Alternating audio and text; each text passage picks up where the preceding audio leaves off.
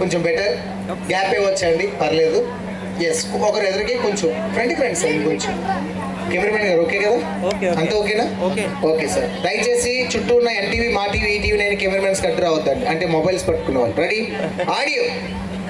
శివ శివమూర్తి వికటనాథ, శివ శివమూర్తి వికటనాథ, శివుని కుమారుడవు గణనాథ, శివుని కుమారుడవు గణనాథ, సిరికి హరికి మనువంట, సిరికి హరికి మనువంట,